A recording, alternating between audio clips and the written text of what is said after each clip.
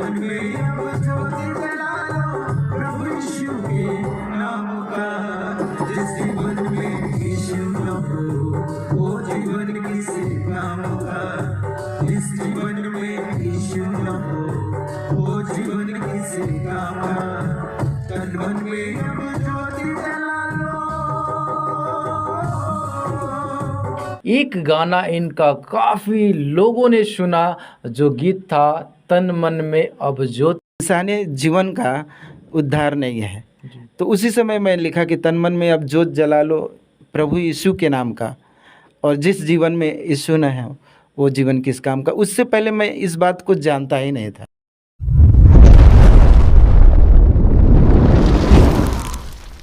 मैं आप सबको विशेष रूप से धन्यवाद करता हूं प्रभु के सेवा के लिए। आप अपना बीज बोया और इस गवाही से आप आशीषित हो रहे हैं, तो आप भी बीज बो सकते हैं।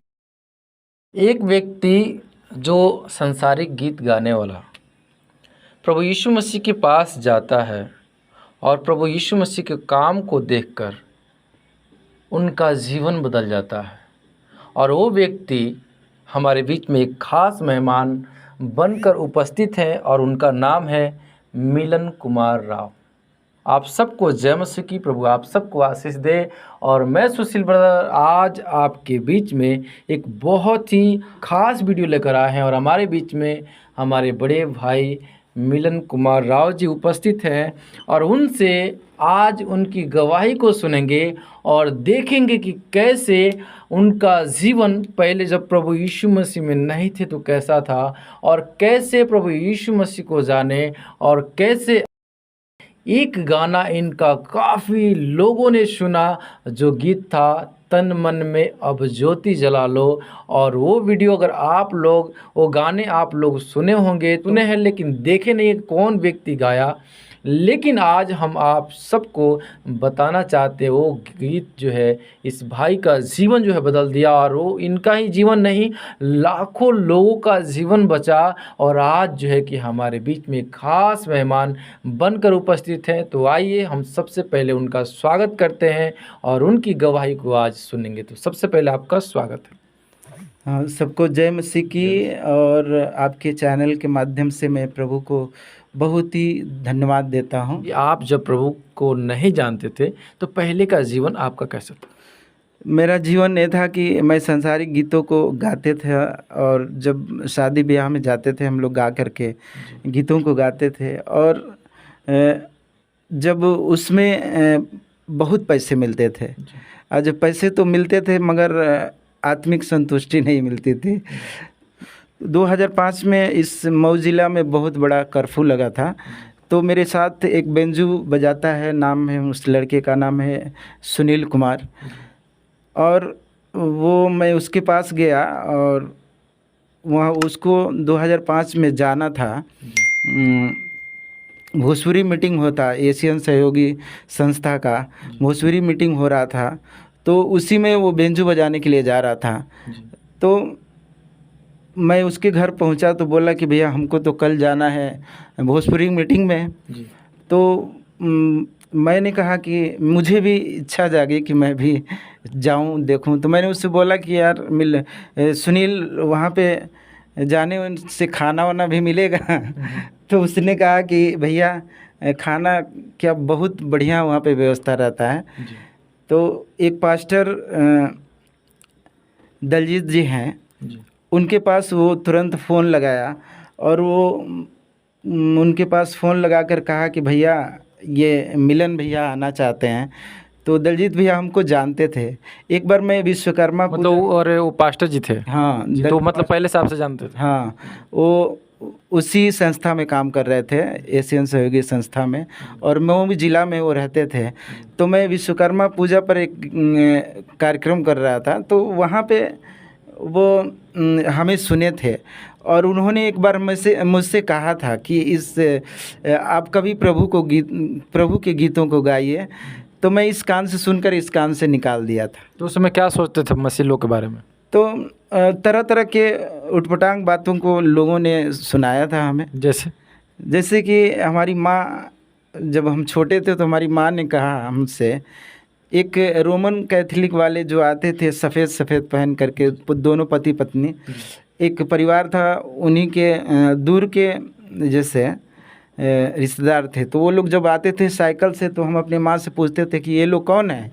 तो हमारी माँ कहती थी कि ऐसा है कि ये ईसाई हैं, इनका छुआ हुआ कोई नहीं खाता है। तरह तरह की बातें जो है कि हाँ, आपको तरह तरह की बातें दिमाग में थी। मगर एक इंसान था, वो हमारे बीच नहीं है, उसके मुंह से मैंने कभी सुना था कि जो बाइबल पढ़ लेता है उसको बहुत ज्ञान हो जाता है।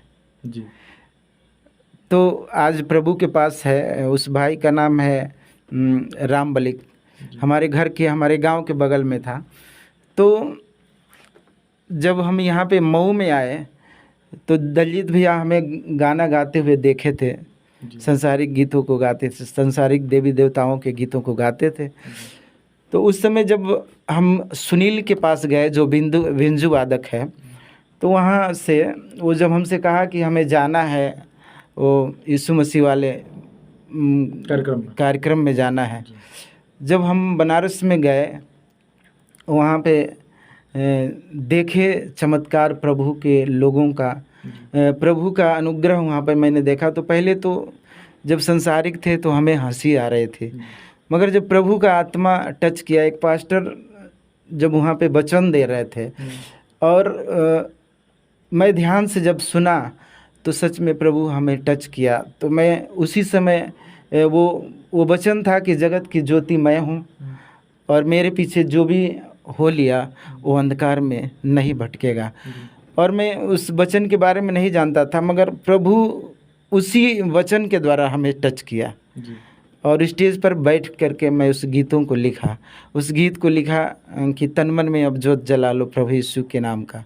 और इस वचन के द्वारा हमें एहसास हुआ कि अरे ये तो प्रभु यीशु के बिना उद्धार नहीं है।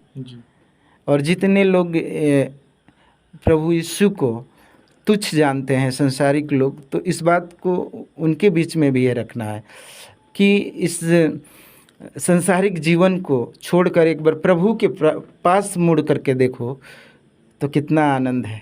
तो आपको जो है कि एक ही दिन में मतलब इतना अनुभव हो गया, इतना आप जान गए कि मतलब प्रभु यीशु मसीह के द्वारा जो है कि किसी का जो है कि उद्धार नहीं हो सकता।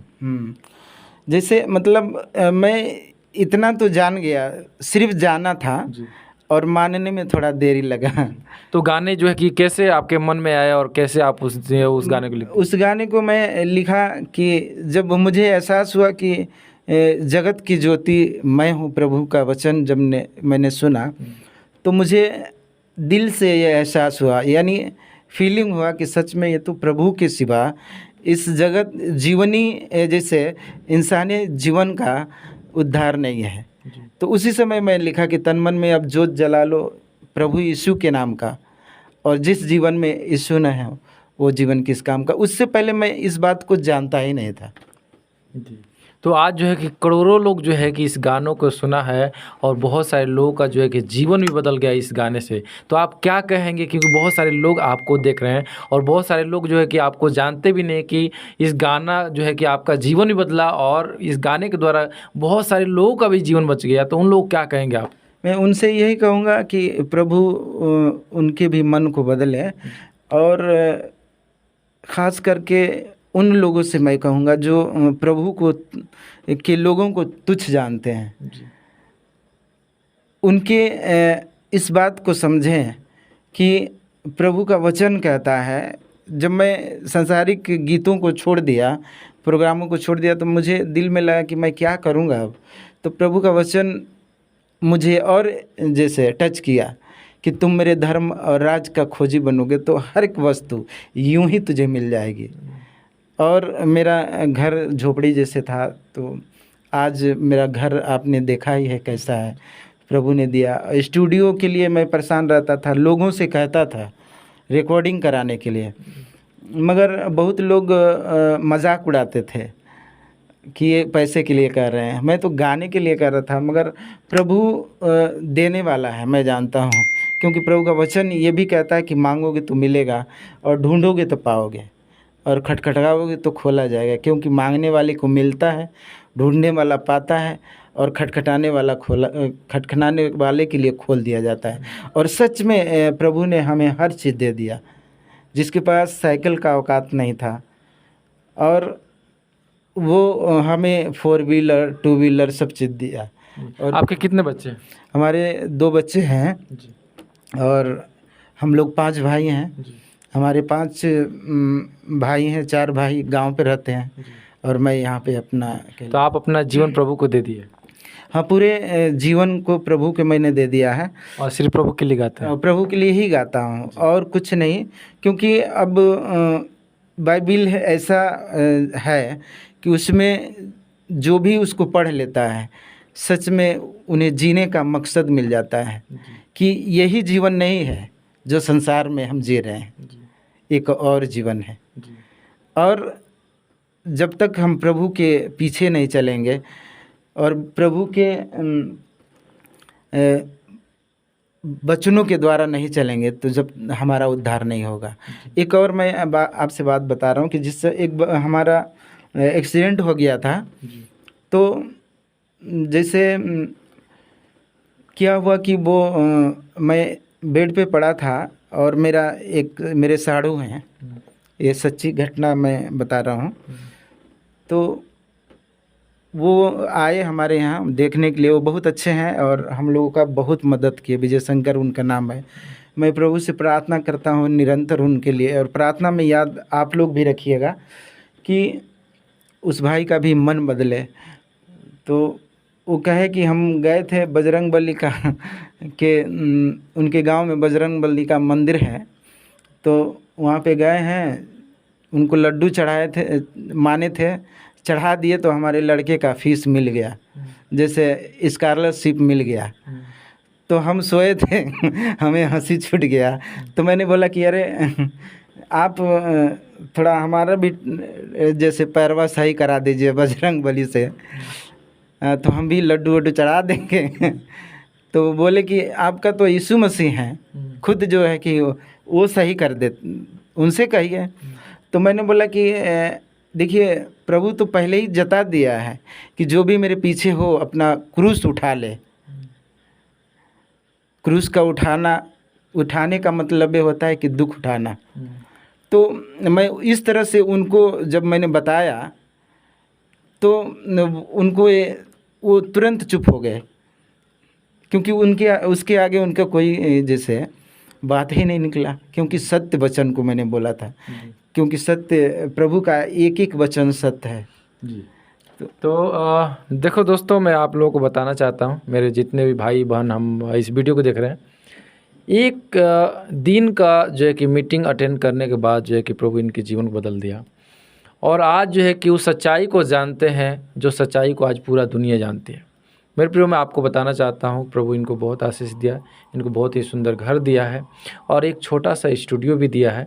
और इनके घर में ही स्टूडियो है और इनका खुद का चैनल है। हम आपको डिस्क्रिप्शन में जो है कि इनका चैनल जो है कि लिंक दे देंगे। और अपना चैनल का नाम बता दीजिए।